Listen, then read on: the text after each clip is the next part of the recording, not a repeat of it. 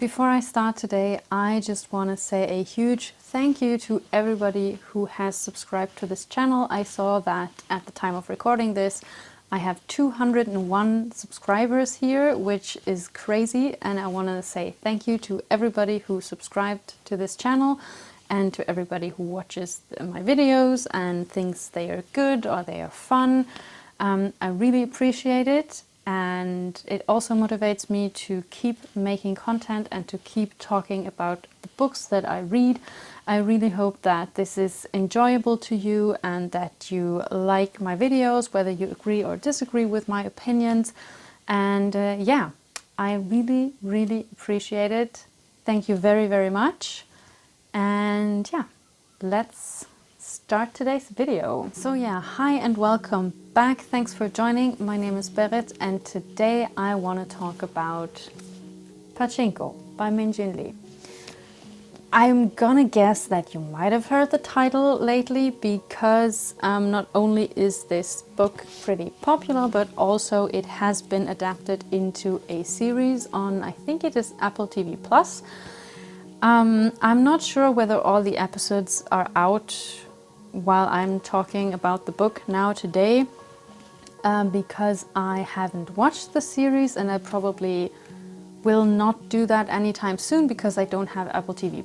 But anyway, the series is going on right now. I don't know if it's good or bad. I'm gonna guess that it's good. And the novel has also been pretty popular before the series. At least I had heard about it several times before.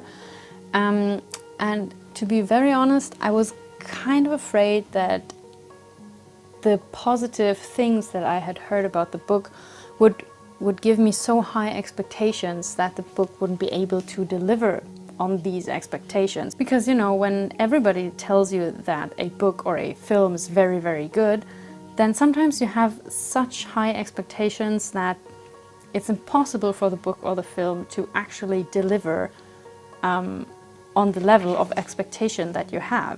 So yeah, I was a little bit afraid, and the question is, was the book as good as I expected? And the answer to that is no.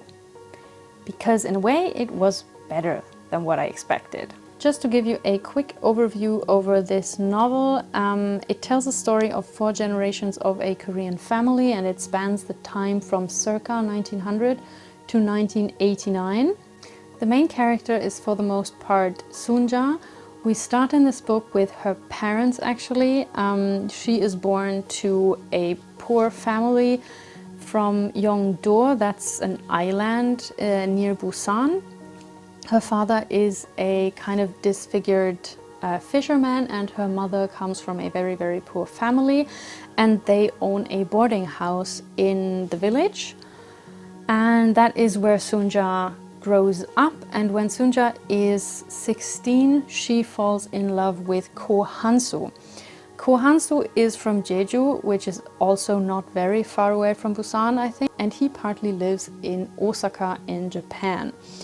Ko Hansu is a very elegant guy. He's a bit older than Sunja. I think it's 18 years older, so he's in the beginning of his 30s and she is 16. They fall in love. Eventually he gets her pregnant, and then it turns out that he cannot marry Sunja because Ko Hansu is already married and has 3 daughters in Osaka. Ko Hansu then offers to take care of Sunja as kind of his Korean wife slash second wife slash second family, but Sunja declines. She doesn't want to have anything to do with Ko Hansu anymore because she thought that they would marry, because he hasn't told her that he actually already kind of has a family. So yeah, she is in a very bad situation. At the same time, there is a Presbyterian priest who is a guest at the boarding house of Sunja's parents. His name is Baek Isak. He comes from Pyongyang, and he offers to marry Sunja to, you know, protect her honor and give the child his name. And the thing is that Baek Isak is actually on the way to his brother Josep, who lives in Osaka with his wife. So he ends up taking Sunja with him as his wife to Osaka, Japan. And then the story follows Sunja and her family and their lives in Japan over several generations. And with this, the novel takes up an aspect in history that is often overlooked. At least I have read and heard that this is an aspect in history that is often overlooked. And personally, I also hadn't known about this whole topic before I had heard about Pachinko. And the book also talks a lot about racism against Koreans in Japan, most specifically, among many other things, and the question of identity and family and who you are and how you find your place in a strange country and in a country that is kind of hostile towards you. So yeah, there's a lot on like Japanese Korean history there, which is very, very interesting. Before I go over to the review section of this video, I want to give you a fair piece of advice. Maybe don't read the book in a week where you have an important deadline for your work coming up. I tried it, it's possible, but it might be more relaxed for you to read the book and do your work if you don't like read this when you have an important deadline coming up. Because the book is pretty captivating, at least for me it was very immersive, and I could have maybe slept more had I not read this book in the week where I also had a lot of work to do that couldn't wait. So yeah, that's totally on me, but that's my advice to you. Maybe consider reading this book when you don't have important deadlines coming up. So yeah, as a surprise to probably no one, I loved this book. I really loved it. I don't know why, but I was kind of afraid that the book would be very, very sad and kind of sentimental in a way, because I had heard that the book was sad. And I mean, don't get me wrong, it is emotional and sad things happen, but I felt that the book was never exaggerating in any way. So it was emotional, but it wasn't like sentimental in a way. And that was one of the things that I absolutely liked about the book. And the thing is that it really takes you into this family, and for me there was almost not a single character in the whole book that I didn't like, apart from one minor character, Akiko. And if you've read the book, you might know why I don't like her. I also thought going into the book that it might be a lot more about Kohansu's job, because he is a Yakuza. You don't learn this very early in the story, but it says it on the back of the book, so it's not really a spoiler if you read the blurb on the back. But yeah, I had thought that the book might be a lot more about his gangster background, and at one point I even thought, well, maybe this is going to go into a kind of like Godfather-like dynamic, but it doesn't, and I like that.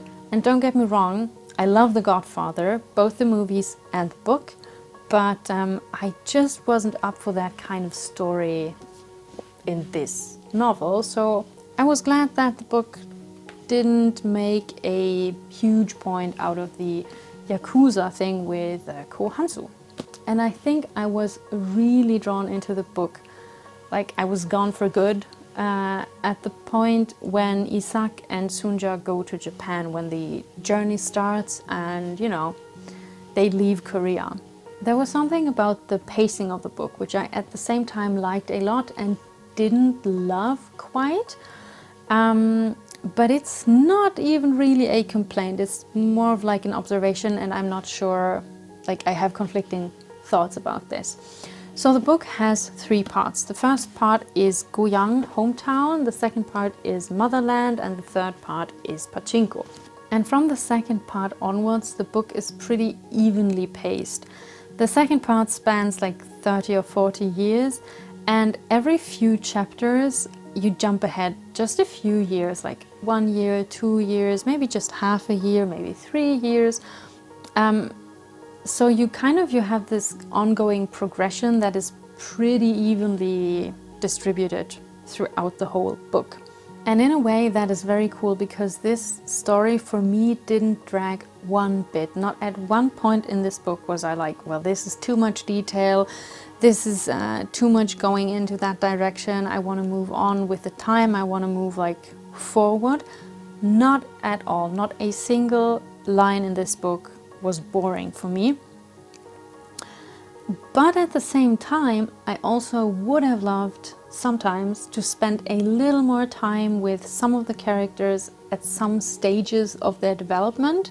But at the same time, again, that also might have made the book incredibly long, because as it is, it has 530 pages, which I find is a good length for the book, and I think it's a strength that a story that goes over more than 500 pages doesn't drag one bit. So even though I would have liked sometimes to spend a little more time with some of the characters in some, well, times of their lives, I still like the pacing.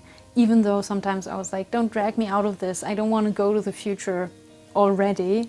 But yeah, I don't know if that makes sense, but yeah, maybe it's also just that the pacing was like time itself, like it, you know, things progress, things don't stay the same, and the book doesn't either. So yeah. One thing that I absolutely loved in this book was the theme of identity in it, and of finding yourself, and finding yourself especially in a hostile environment, living in a strange country where you are a foreigner even though you are born in that country.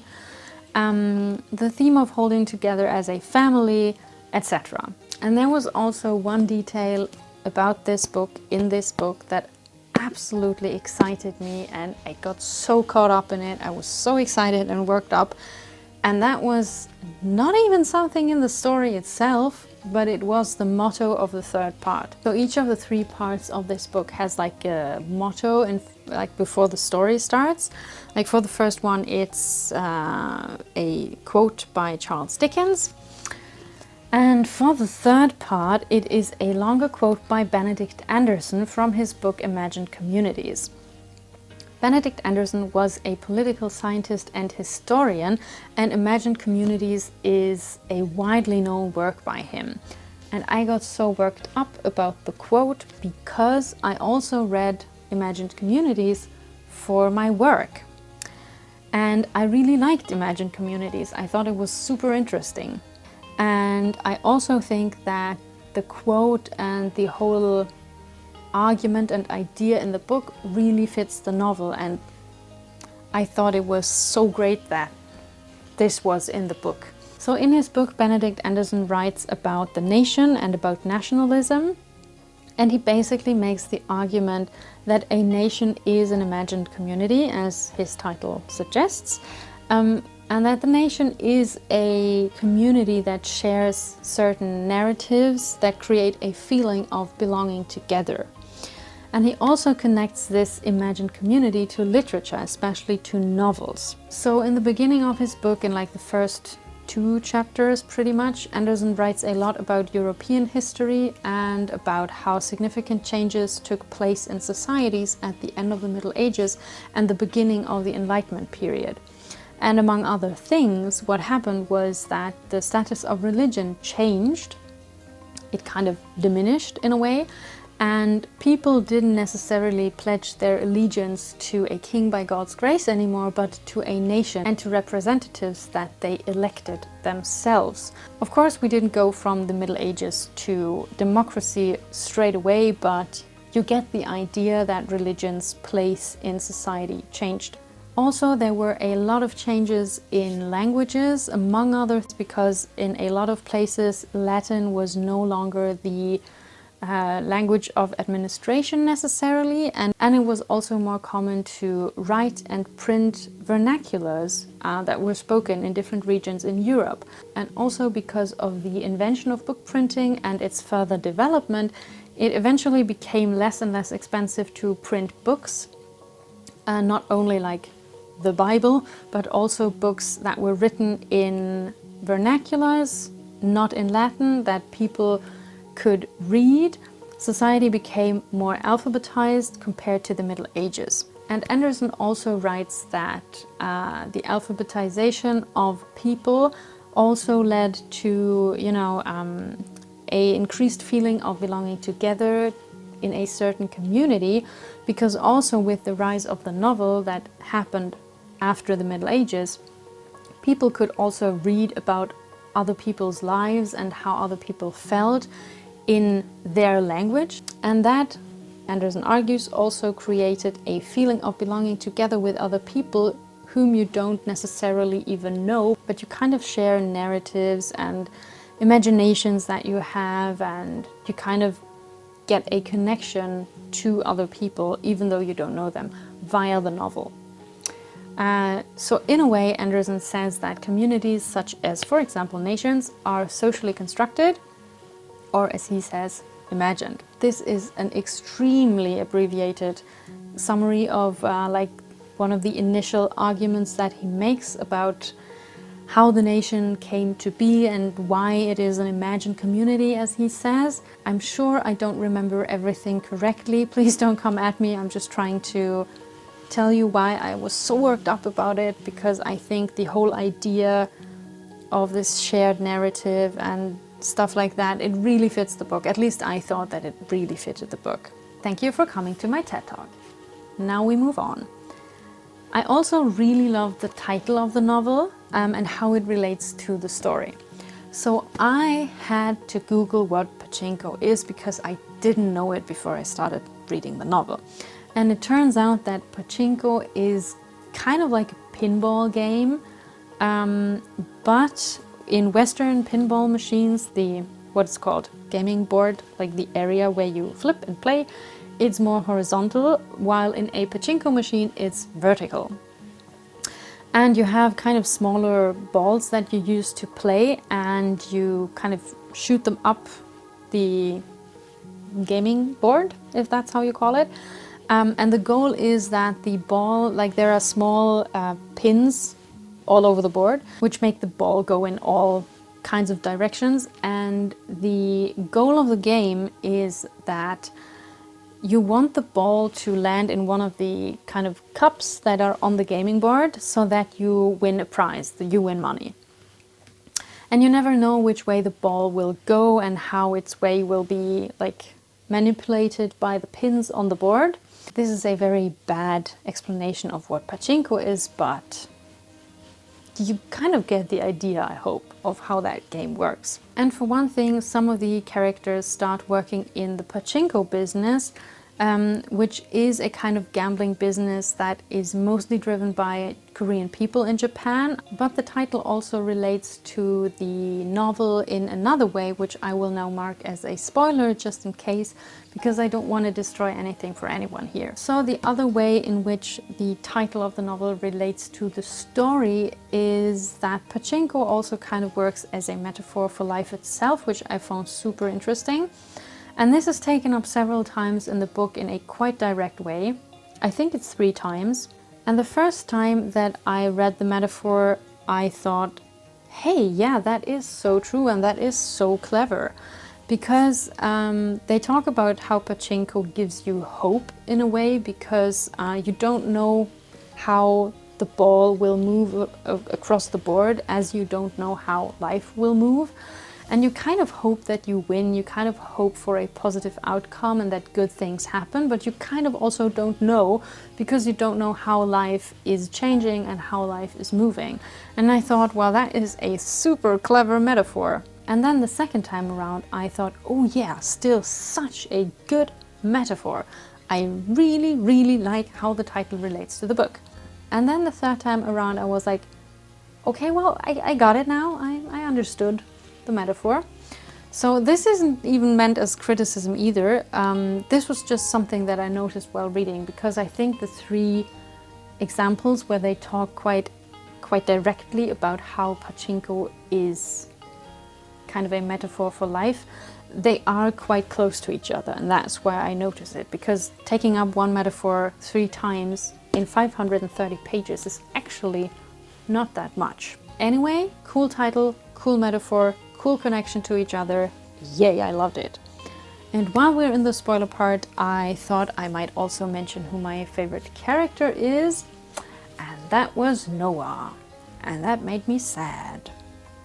I think Noah is meant to be a character that you really like, but then again, I mean, there's no main character who I think you're supposed to not like. They're all likable in a way. But yeah, I think I related most strongly to Noah because I liked how he was described, that he is so well-mannered, that he wants to do things right, that he is ambitious, he's such a routine-loving person. Hello. He studies literature. Hello. The only doubt that I had was that at one point the novel tells me that he likes the sorrows of young Bertha, so I was like, not sure if that's gonna work, but I overcame that eventually. And yeah, I really liked him, so you can imagine that I was quite shocked and very sad when he shot himself, because I kind of hadn't anticipated that at that point. I mean, honestly, I had anticipated some drama there because of the whole Kohansu is actually his father kind of thing. I had anticipated that that would lead to a conflict, but after Noah kind of broke with his family and went to Nagano, I thought that, I don't know, I hadn't anticipated that he would eventually kill himself, and also it was very suddenly in the novel. So I was really sad and cried and didn't like that. But yeah, I think I have a thing for tragic characters. And then I also want to say that while the book wasn't as sentimental, if that's the right word, as I had feared, and it wasn't even as emotional as I had thought in a way, and I, by the way, also really love the narrative style, I gotta say the ending made me cry a lot. Like, I was devastated. I don't know, I thought the ending was in a way so sad, but also so beautiful, and it was so well done. Man, I haven't cried that much while reading for a while.